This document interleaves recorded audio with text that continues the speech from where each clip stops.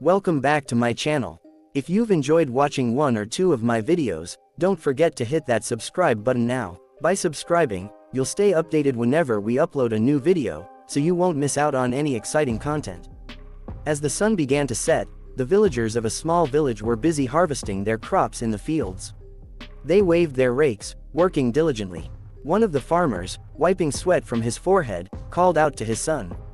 The boy, who was sorting the crops, responded to his father's call with a wide smile on his face. He asked what was the matter, and his father replied that they were finished for the day and it was time to go home. The woman who was working with the boy praised him for his hard work at such a young age, noting that he managed to keep his hands clean. The boy humbly replied that he was doing his best. After bidding farewell to everyone, the boy, whose name was Xiao-en, was headed toward home. However, Xiao-en was not from this world. In his previous life, he was a genius programmer in the 21st century, but because of an unexpected accident during an experiment, he died. Now, he found himself in a medieval world, having been reincarnated as a young boy. He was still adjusting to his new body and the unfamiliar world around him. He lived in a village of peasants who paid taxes to the lord of the village. As he explored his new life, Xiao-en often walked with his new father, trying to understand the customs and ways of this medieval society. One day, as they were walking, both Xiao-en and his father were startled by a shocking sight.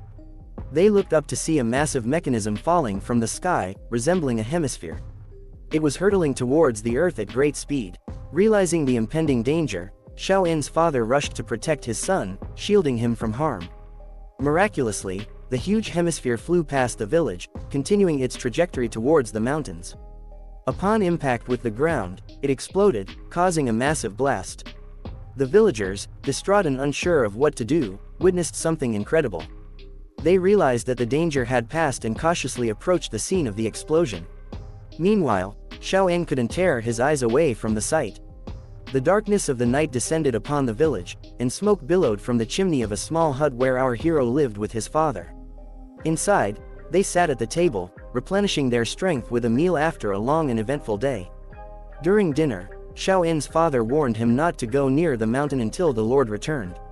While serving a bowl of soup, he emphasized the importance of obeying the Lord's instructions, as he was the ruler of their village. Xiao-en promised his father that he would heed his words. As they enjoyed their meal, the father looked at his son with a smile, reminiscent of his departed wife, who had left them far too soon. As they ate, the boy's mind was occupied with thoughts. His father wished him a good night's rest, and the boy assured him that he would follow his instructions. However, in the middle of the night, a mischievous idea crossed Xiao-en's mind. Since his father was asleep, he thought he could borrow his prized possession, a fast and strong white horse, for a little adventure. Donning a dark cloak, he quietly led the horse into the night. The boy rode confidently through the forest, his skills in horseback riding honed by his father's teachings. Determination never wavered within him as he ventured deeper into the forest. Little did he know that his journey would take an unexpected turn, for he was about to encounter something extraordinary, a UFO. The unknown object the boy saw, possibly related to his arrival in the new world, led him to a massive crater upon reaching his destination. The object had fallen from the sky and had caused the crater. Despite breaking the promise he made to his father, the boy felt no regret because waiting for the Lord's return would not provide him with any information. As he approached the crash site and sifted through the debris, he stumbled upon a small, undamaged box. Curiosity piqued, the boy reached out to examine the box. To his surprise, it was remarkably sturdy. Upon further inspection, deciding to take the mysterious box home with him, the boy climbed out of the crater and mounted his horse for the ride back. Upon arriving home, the boy eagerly opened the box. Inside, he found a solar panel with the inscription, "Made in China." This discovery filled him with worry. Could this box be from the future? The box also contained what appeared to be a pair of virtual reality glasses, also labeled, "Made in China." Holding the goggles in his hands, the boy examined them closely. To his amazement, the glasses remained unscathed despite the crash. After contemplating for a moment, the boy made the decision to try the glasses on. However, he didn't notice anything extraordinary upon wearing them. Running his hand over the goggles, he discovered a button, which he instinctively pressed. As he pressed the button, the glasses emitted a soft sound, and a matrix of blue colors began to fill the room. The boy looked around, witnessing the gradual transformation of his surroundings.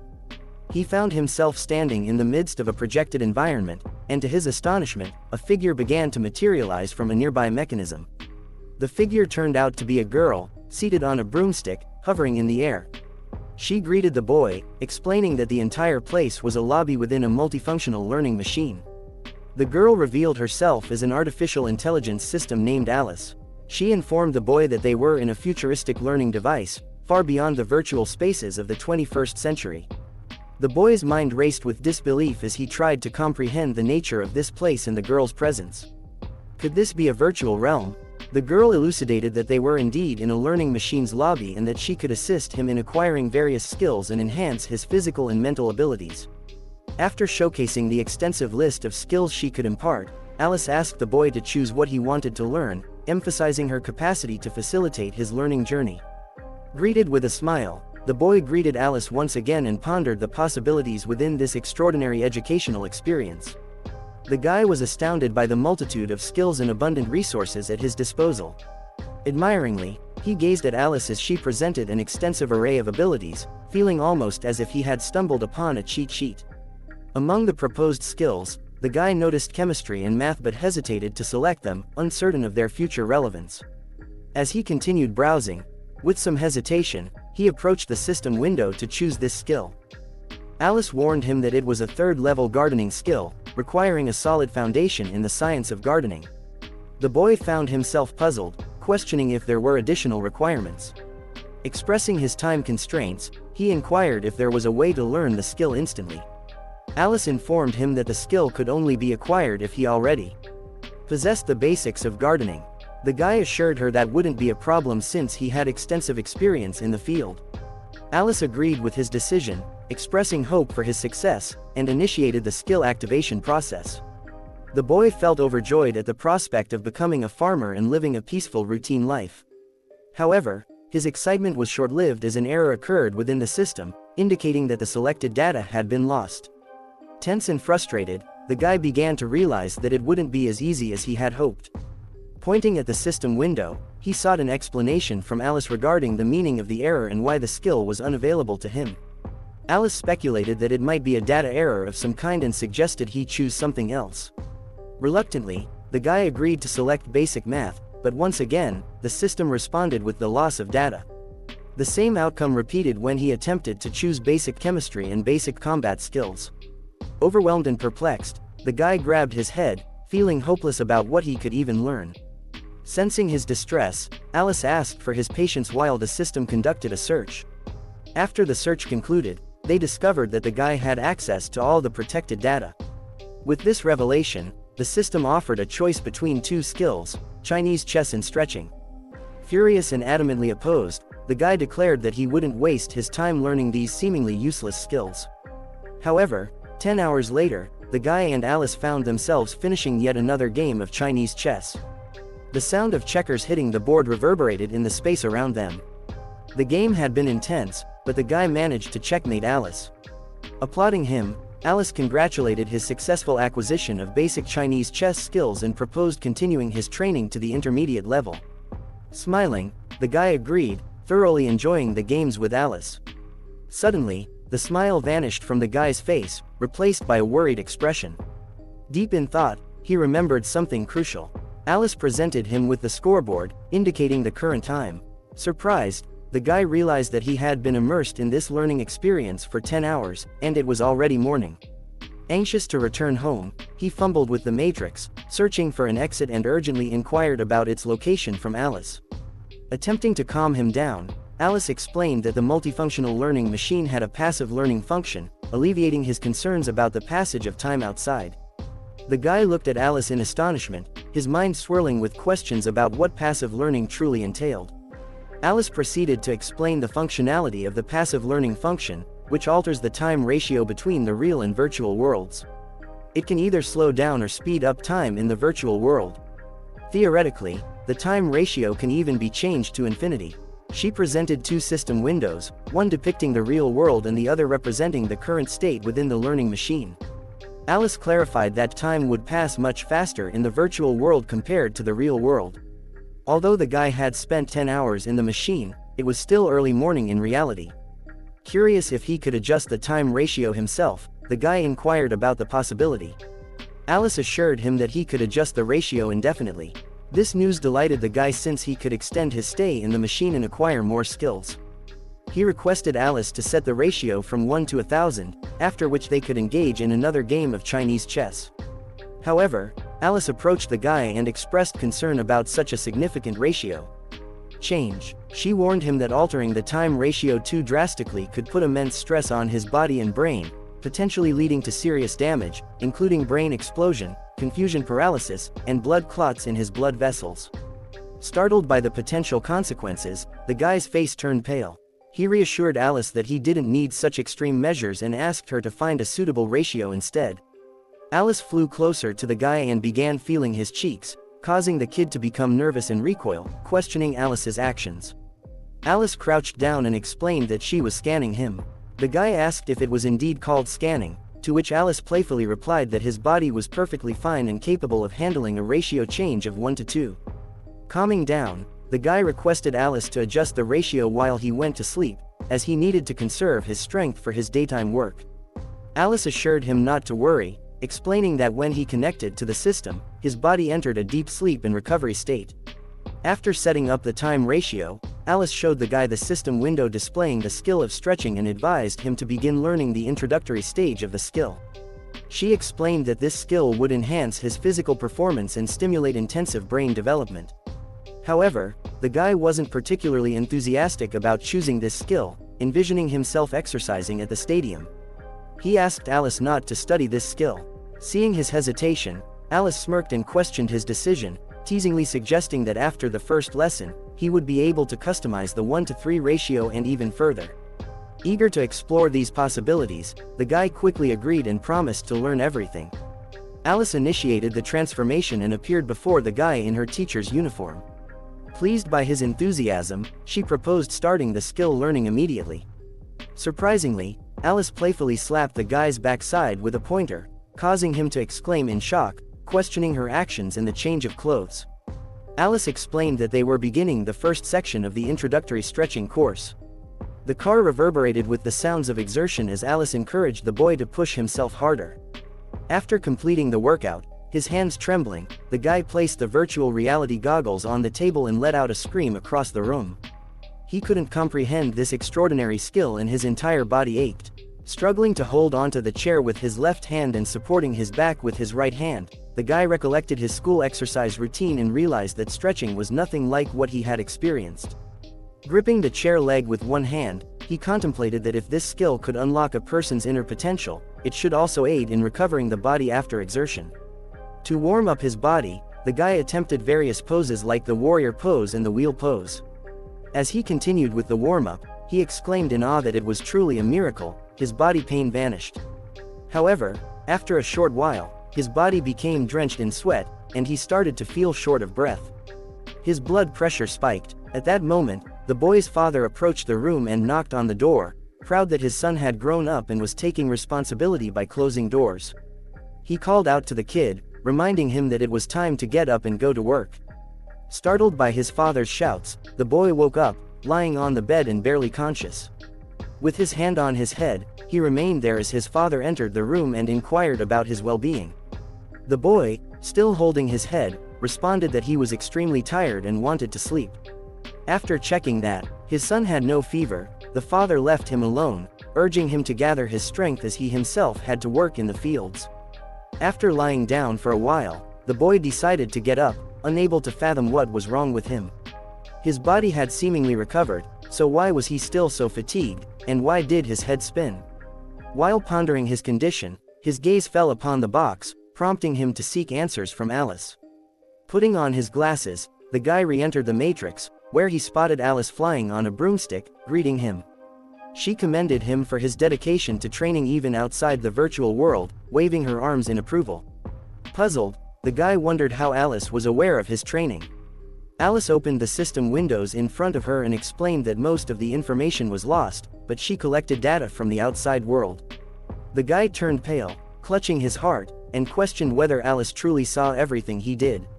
With a mischievous smirk, Alice wagged her finger and clarified that she only gathered useful data, not needing to know every detail of the guy's activities.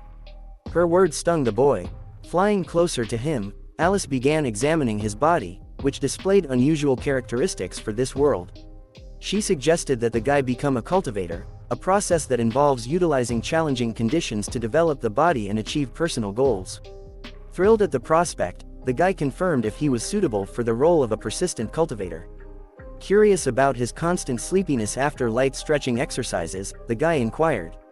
Alice swiftly changed into her teacher's attire, brandished a pointer, and pointed it at a mannequin as she explained that the energy expended in the virtual space quickly replenishes during sleep. However, the energy expended in reality takes a much longer time to recover. Bringing the pointer to the mannequin's head, Alice proceeded with the narrative, explaining the connection between physical strength and the mind. When energy consumption exceeds the normal limit, the body enters a self-support mode, leading to a state of sleep. The guy realized that in the virtual space, he could exhaust himself as much as he desired, but in reality, he would need to rest if he became tired.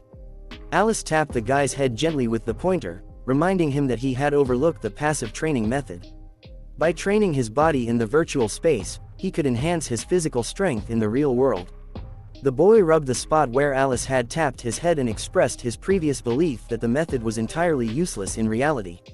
Alice examined the guy's body readings in the system window and became convinced of the usefulness of training in the virtual space. The guy's physical abilities already surpassed those of most adults. Encouraged by this revelation, the guy felt uplifted and eager to commence the training immediately. However, after some time, he collapsed to the ground, feeling helpless and unable to continue practicing. Standing behind him with a whip in her hands, Alice glared at him menacingly, striking the whip against the ground. She declared that the guy was weak and stated that his energy expenditure would increase in the second part of the training. In his current state, he failed to meet the minimum requirements. Alice approached the guy and lifted his chin with the pointer, smiling. She advised him to tighten up the first part a bit so that he could catch up with the material. Alice underwent a transformation from a stern teacher into a fitness trainer. Her stockings and short skirt changed into fitness tights and a white blouse over a pink top. She mentioned that they had only 6 hours and asked if the guy was ready to work out. However, the guy was unaware of how quickly Alice was changing her appearance. As he began the workout, Alice carefully observed his technique, closely monitoring his movements. She leaned over to help him with the bridge pose, unintentionally pressing her breasts into his face, causing him to struggle for breath. Annoyed, the guy complained that he couldn't continue with the exercise. Alice responded by reminding him that as a cultivator, it was his duty to overcome obstacles. Unable to continue practicing in this manner, the guy forcefully pushed Alice away and declared that he knew what he was doing and could handle it on his own. He decided to call it a day and exit the virtual space. Alice attempted to catch up with him but couldn't manage it in time. Back in the real world, the guy wiped the sweat from his forehead and remarked that training with Alice in this manner was dangerous. After calming down, he clenched his hand into a fist and noticed that his energy had completely recovered. He realized the effectiveness of the passive training method. Assuming a fighting stance, the guy gazed at the half-filled water barrel, determining that it was time to discover his newfound capabilities. He continued to stare at the barrel, contemplating his next move. The boy proceeded to fill the barrel to its brim by fetching water from the nearby river. As he carried the water, he noticed a significant increase in his strength. It took 7.5 buckets to completely fill the barrel. Previously, he struggled to carry just half a bucket, but now, after practicing with Alice, he could carry a full bucket. Additionally, thanks to his improved stamina, the route from the house to the river became faster. The boy looked at his strong body and had no regrets about choosing the stretching skill. One day, the boy's father was walking along a forest path, carrying a large bundle of firewood when he heard his son calling him from a distance. Exhausted from work, the father turned around and saw his son, Xiao-in, running towards him with remarkable speed. Upon closer inspection, he realized it was indeed his son. After reaching his father, the boy swiftly took the bundle of firewood from his hands, disregarding his father's concerns about the weight. The father was puzzled by his son's sudden strength. Day after day, the boy continued to train, assisting his father during the day and practicing with Alice at night. His father couldn't comprehend the transformation happening to his son and wondered where he had gained such remarkable strength. With a smile on his face, he thought of his late wife and wondered if she could witness how their son had grown. The guy covered himself with a blanket and lay on the bed, wearing virtual reality goggles. He was once again practicing spatialization with Alice. This time, he was performing a one-arm plank exercise while Alice, standing beside him, monitored the system window, counting down the time for the exercise to be completed. The guy was sweating profusely, feeling like this minute was the longest of his life. Finally, the time expired, and he exhaled, collapsing on the floor. Observing the characteristics of the guy's body, Alice praised him for mastering the second lesson in just 40 days. The guy lifted himself up slightly and asked Alice why he felt she wasn't sincere. Smirking, Alice replied that her main rule was honesty and that she genuinely praised him. Steadying himself on his feet and feeling the strength in his body, the guy inquired if he could change the ratio now.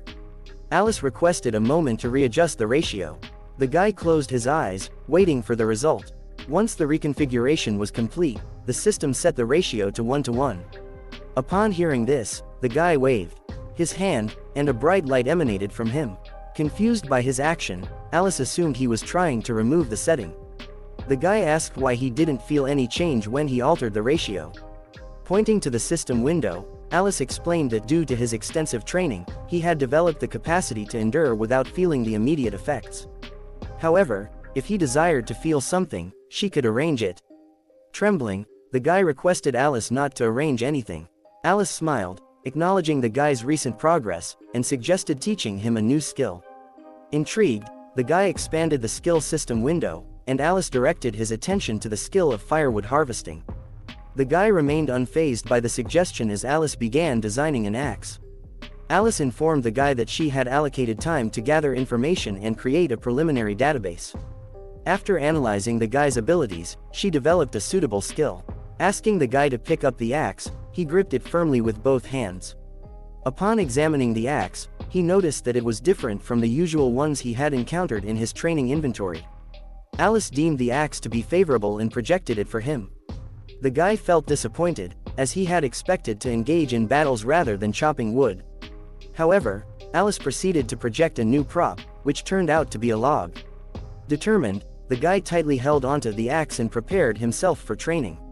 After a while, the guy found himself completely exhausted, perspiring profusely, and had to remove his clothes due to the heat.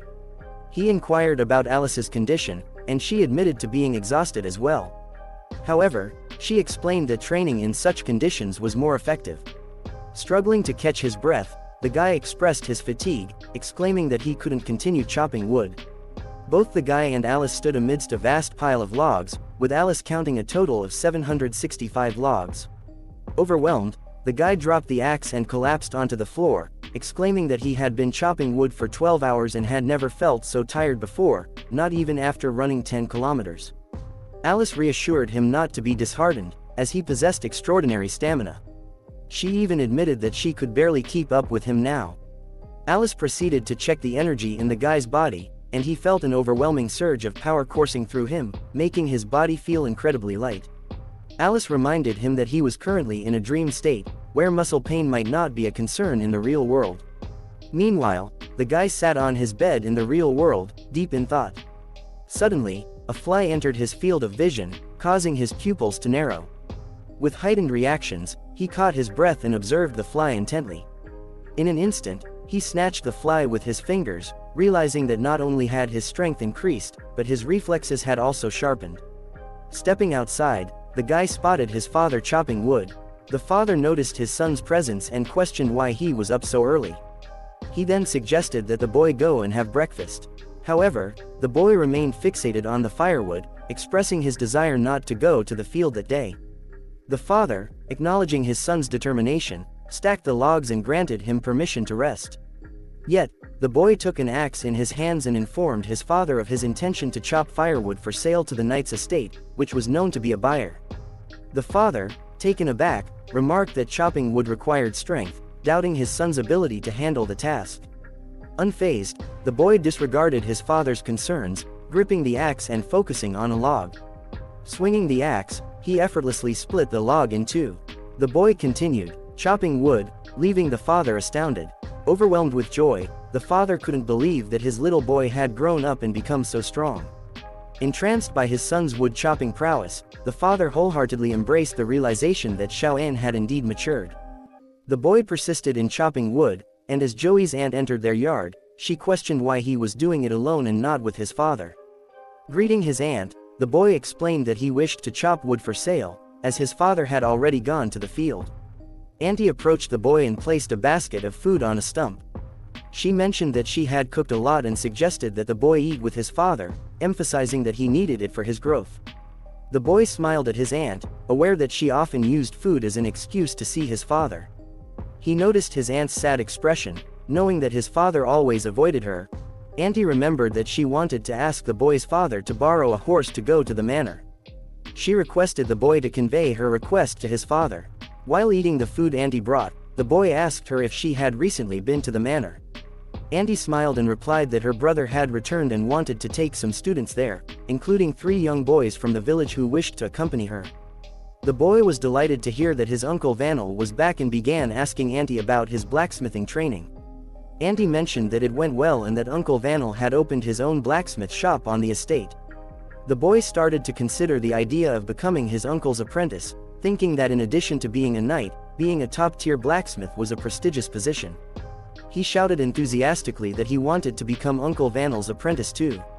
Their conversation was interrupted by the boy's father, who arrived carrying firewood on his shoulder. He asked Auntie why she was there and if his son had done something wrong. Auntie reassured him that there was nothing to worry about and explained that her brother had returned, and she had come to borrow a horse to take the 3 students to the manor. The boy joined the conversation and expressed his desire to become Uncle Vanel's apprentice. The father dismissed it as nonsense, explaining that Uncle Vanel was a highly skilled blacksmith, and his apprentices were not easy to train. Auntie defended the boy, asking his father not to be too strict. The boy persisted, claiming that he was strong enough and mentioned his stamina as a proof. Looking at the pile of chopped logs, the father agreed. Auntie praised the boy's father and urged him to let the boy try to become an apprentice. The father decided not to argue further and allowed the boy to pursue his goal. The boy was overjoyed and thanked his father, promising not to let him down. After the conversation, the boy went to Alice's house to inform her that he would soon go to the blacksmith to become Uncle Vanel's apprentice. He asked Alice when he could start learning how to make perfect firewood. Alice, praising herself, replied that it was too early for the boy to learn that skill. The boy, still holding the axe, didn't understand what the problem was, thinking that chopping wood was simple. Alice took the axe from the boy's hands and decided to demonstrate the skill in its perfect form. She threw a log into the air and asked the boy to watch closely, warning that she wouldn't repeat it. With swift and precise strikes, Alice chopped the log into a dozen perfect pieces, landing gracefully on the ground to display the expertly chopped wood. Alice asked him if a man could accomplish such a feat. Passing the axe into the boy's hands, she explained that his desire to become a blacksmith's apprentice was highly reasonable as it would enhance his physical abilities and allow him to master the art of perfect firewood making. The boy agreed with Alice, but he expressed concern that blacksmith Vel might not be willing to take him on. Alice encouraged the boy, assuring him that his hard work and training would pay off, and that the blacksmith would surely accept him. Confidently, the boy decided that becoming a blacksmith's apprentice would be his first step towards becoming the strongest. The day of departure arrived, and at the meeting place, the boy saw his aunt and 3 other apprentices leading a horse. Approaching them, his aunt asked if he was ready for the journey, and he replied that he was fully prepared. Behind him stood his concerned father. Auntie reassured the father, saying that if her brother didn't accept Xiaoan, she would bring him back safely. The boy ran up to his father, whispering something in his ear about taking care of Auntie Joey. Blushing, the father playfully tapped the boy on the back of his head and told him to stop joking around. It was time to set off, and as they rode away, the boy waved to his father. After a long journey, they arrived at the homestead and entered the town. The boy eagerly observed the bustling crowds of people, thrilled to experience such a lively place for the first time. After exploring the city for a while, they headed to Vanel's forge. Upon reaching the forge, Auntie helped the boy dismount from the horse and called for her brother. Vanel, the blacksmith, was busy forging another masterpiece, but he was glad to see his sister. When he came out of the forge, he noticed his sister and the 4 boys. The blacksmith gave the arriving apprentices a stern gaze, which startled the 3 disciples. However, Xiao-in met the blacksmith's formidable gaze with determination in his eyes. After exchanging greetings with the boys, the blacksmith went to hug his little sister, overjoyed that she had finally come to him. Andy tried to push the burly man away, feeling a bit uncomfortable in front of the children. Regaining his composure, the blacksmith suggested that his sister stay for a while, but she explained that she still had a lot to do in the village. Andy proudly presented the boys she had brought, hoping that her brother would find a suitable match among them. The blacksmith looked at the first boy but didn't seem to favor him. Then he turned his attention to the second boy and found him more favorable. Finally, he looked at the third boy, who was flexing his muscles, catching the blacksmith's attention. The blacksmith lowered his head and observed our hero, initially thinking he was some kind of monkey. Addressing the boy, the blacksmith stated that he only recruited the strongest young men as apprentices, emphasizing that this was not a recruitment for kindergarten. Everyone around laughed, but Xiao-in stood resolute, undeterred. Andy introduced the young man to the blacksmith, explaining that he was Bang's son. The blacksmith burst into laughter upon hearing this, but his laughter was interrupted by the realization that he was the son of someone his sister liked. Swiftly changing his demeanor, the blacksmith affectionately stroked the boy's head and asked how he had been, playfully pinching his cheeks. The blacksmith apologized for not recognizing him earlier. The boy responded by saying that it was not a big deal since they had seen each other when he was 5 years old. The blacksmith then brought a bunch of axes, hammers, and knives, and he mentioned that he couldn't give the boy something while holding a huge pile of tools in his hands. Initially, the boy started to decline, stating that they had enough tools at home. However, realizing that the boy hadn't been given many gifts, the blacksmith suggested that he take a walk around the manor and promised to buy him something tasty. Auntie Joey looked at the blacksmith angrily, deciding to put an end to the situation. She brought Xiao-in over and asked the blacksmith to take him as an apprentice. The blacksmith couldn't believe what he heard and immediately responded that becoming an apprentice wouldn't work for the young man because it was too difficult. However, the boy didn't back down and confidently declared that he wasn't afraid of difficulties.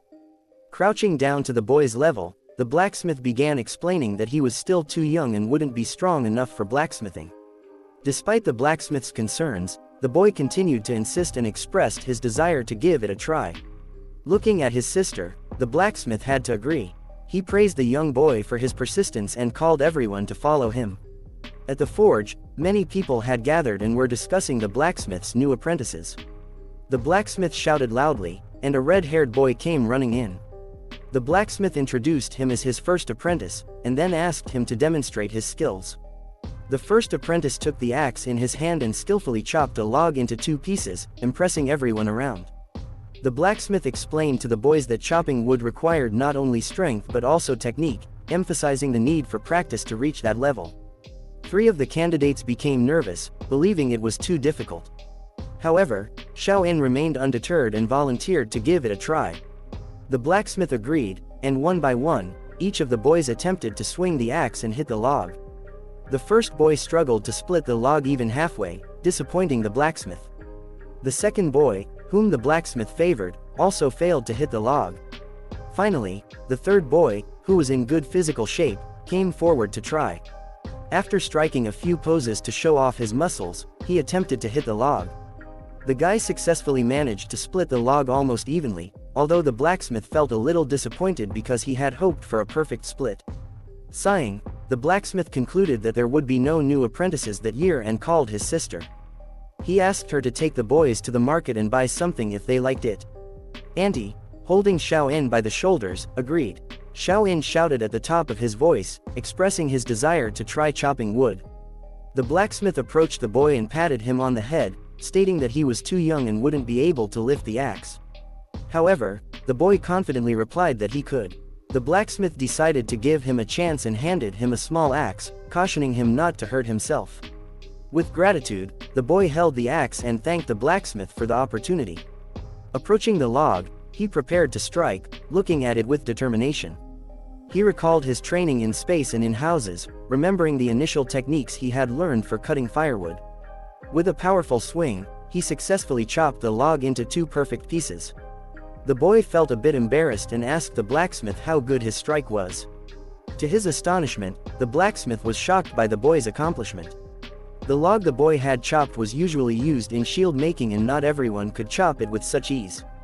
The boy casually asked if the blacksmith was okay, and after recovering from the shock, the blacksmith inquired about Xiao'in's age. The boy proudly replied that he was 9 years old, surprising and impressing the blacksmith. The blacksmith praised the boy for his exceptional talent. At such a young age, while the boy humbly attributed his success to luck and claimed he was never that good at home.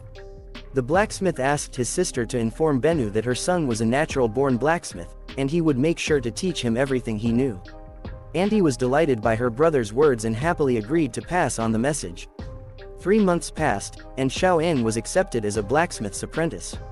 While forging a sword, he skillfully wielded the heavy hammer on the anvil. After finishing his work, he proudly showed the sword to his first apprentice, who praised him. Xiao'in was delighted by the praise and mentioned that it took the blacksmith 12 years to learn sword forging, while he accomplished it in just 3 months. He attributed his brother's experience and intelligence as superior to his own, emphasizing the first apprentice's coordination and strength. The conversation was interrupted by the blacksmith entering the forge, casting a menacing glare at the guy. He had something with him, a box that he placed on the table. Opening the box, the blacksmith revealed a sword and asked Xiao'in to examine it and share his thoughts. Taking the sword in his hands, the boy observed that it was a rather ordinary sword, except for a slightly longer blade. As he continued examining it, he noticed that the hilt of the sword was empty and asked if he could put something in it. The blacksmith praised him for his intelligence, remarking that he was wise beyond his years. The blacksmith revealed to the boy that the sword he had given him was magical.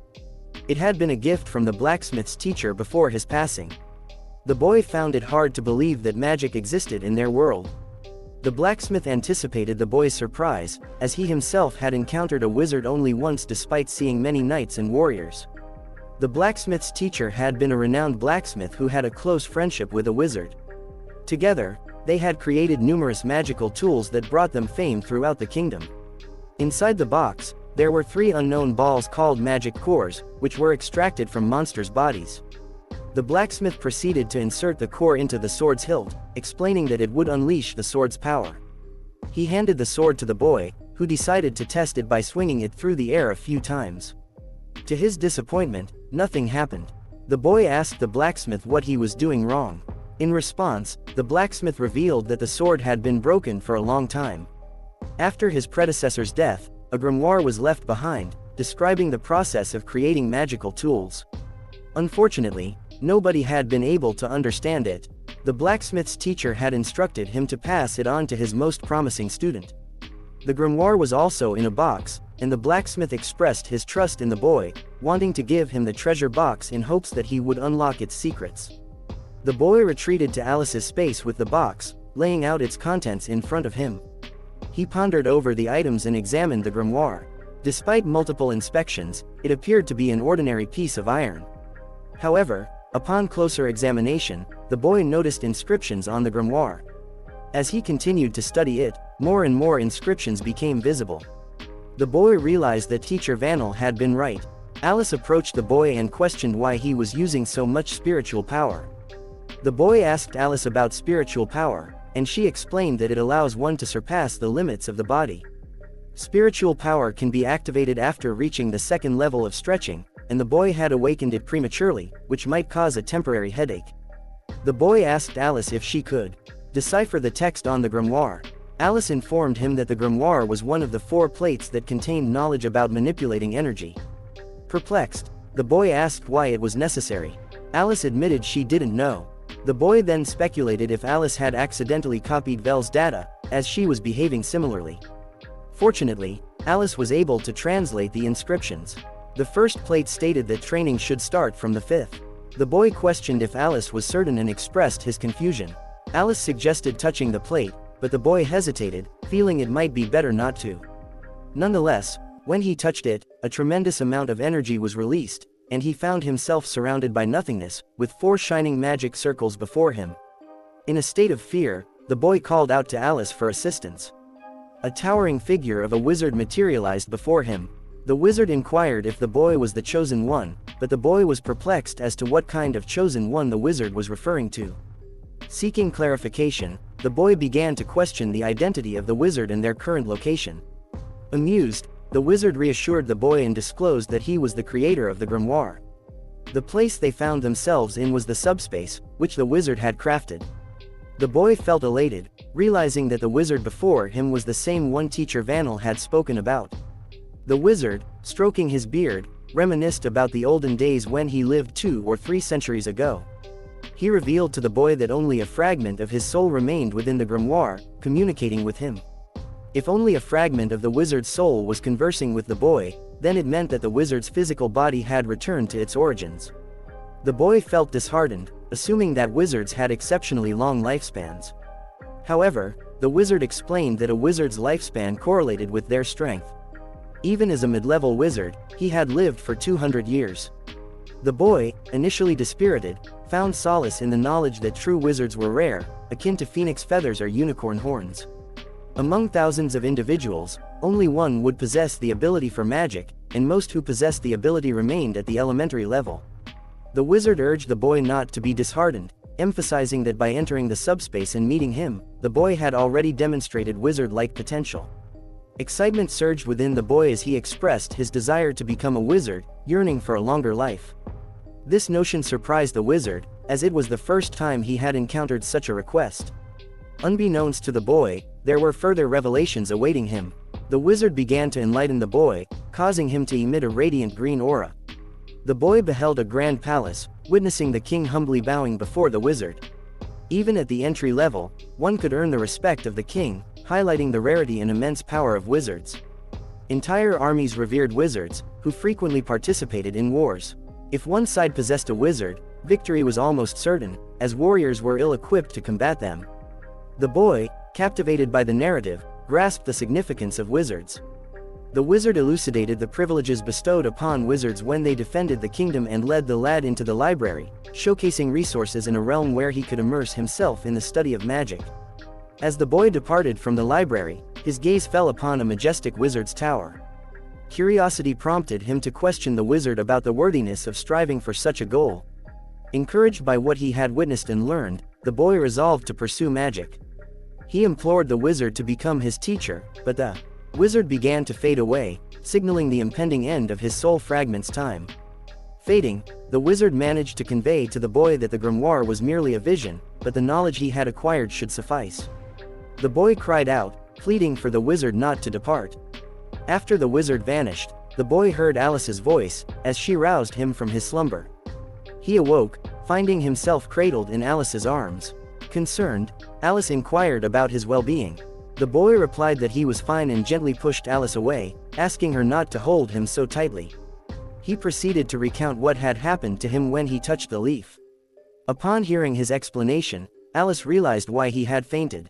Standing confidently before Alice, the boy declared that he had made up his mind to study magic and become a great wizard, knowing that it would grant him a long life.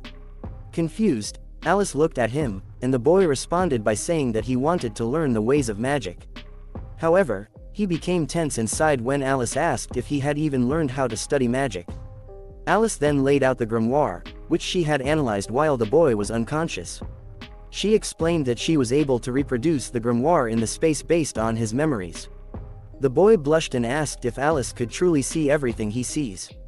Alice confirmed that she could see everything, even when he was in the shower. While analyzing the grimoire, Alice had also downloaded ways to learn magic. Joy filled the boy's eyes as he learned this. After spending a long time in the space, the boy's physical body was still lying on the bed in the real world, but he continued to listen to Alice. She instructed him to develop spiritual power before embarking on learning magic, as detailed on the 5th page of the grimoire. Alice demonstrated a large system window emitting white light and asked the boy to gaze into it. As he did, he saw a huge slab with intricate drawings on it, but he couldn't comprehend its significance. Alice, standing behind him, explained that he needed to act on the patterns in the drawing to develop spiritual power. In the process, her breasts inadvertently rubbed against his back, causing him to blush and his nose to bleed. Overwhelmed, the boy couldn't handle the situation any longer. Alice noticed the bleeding and couldn't understand what had caused it or why the boy had fainted again. After some time, the boy returned to the forge, where his hammer struck the anvil. The blacksmith and the first apprentice watched in awe as Xiao-in, the boy, forged with exceptional skill. The blacksmith, unaware of how the boy had achieved such prowess, acknowledged that he couldn't believe the boy was only 9 years old. Acknowledging the teacher's words, Xiao-in, covered in sweat, stood at the anvil. He had been training diligently and had noticed significant improvements in his physical strength. However, he couldn't help but contemplate whether the spiritual strength training he had attempted under Alice's guidance was suitable for him. The blacksmith approached Xiao-in, placing a hand on his shoulder, and advised him to take a rest. He would finish the remaining work. Xiao-in expressed gratitude to his teacher before heading to his room.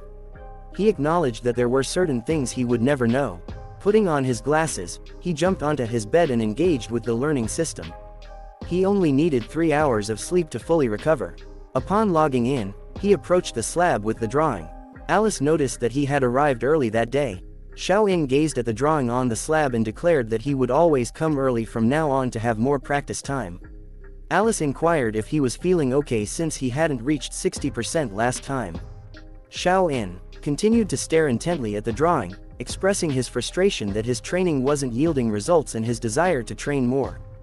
Blushing, Xiao-in turned around and shouted at Alice to stay away from him. Alice lowered her gaze and reassured him that she understood. Xiao-in pointed his hand at the drawing and extended 3 fingers, determined to trace the patterns.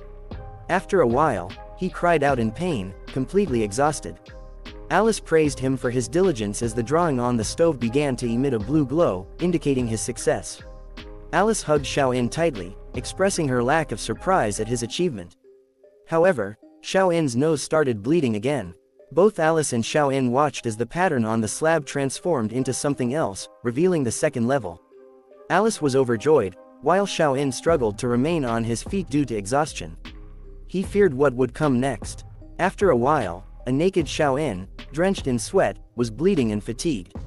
Alice, with her bare shoulder, asked him if he was sure he wanted to continue, warning him that his body might not be able to handle it. Xiao-in exhaled and affirmed his determination, his face scowling. He was already starting to see the end. Finally, Xiao-in completed his workout. Alice kneeled down, clapped her hands, and congratulated him, wiping the sweat from his forehead. She praised his efforts, noting that he had finished the circuit in just 3 days. Xiao-in asked Alice to be more straightforward in her speech. He leaned his hand on his head, feeling the noticeable increase in his spiritual power due to the training. Alice asked him to wait while she checked his condition. After concluding the check, Alice leaned over to Xiao-in and asked if he was truly 9 years old. He confirmed, and Alice revealed that the system showed his training had already elevated his spiritual power to a level surpassing that of an adult. The boy was pleased and requested more specific details about the results. Looking at the grimoire sheets, Alice informed him that his spiritual power already met the requirements for the training method. However, there was one nuance. Alice asked if he really wanted to know about the nuance of the training. Xiao-in agreed, and Alice consulted the database, which only contained the guy's parameters. Based on the grimoire data, it indicated that Xiao-in was slower than other wizards in developing spiritual power. Upon hearing this, he became disheartened.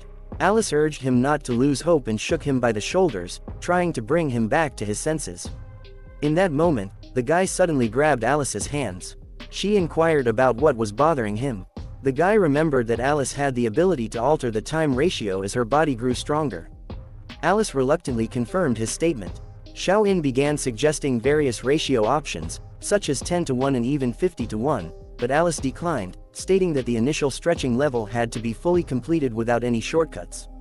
The guy proposed a ratio of 100-to-1, but Alice reiterated the need to complete the intermediate level first.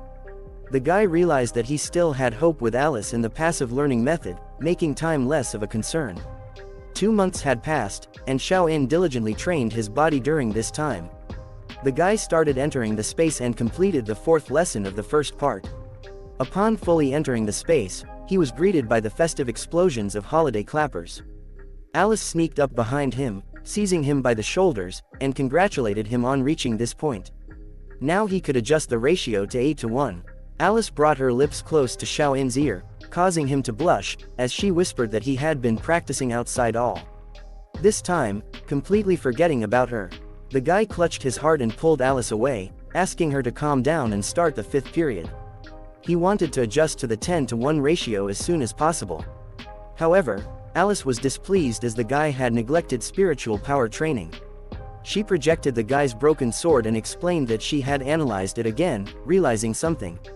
She discovered that the guy, using spiritual power, could actually repair the broken sword. The guy asked hesitantly if what he heard was correct, and Alice confirmed its accuracy.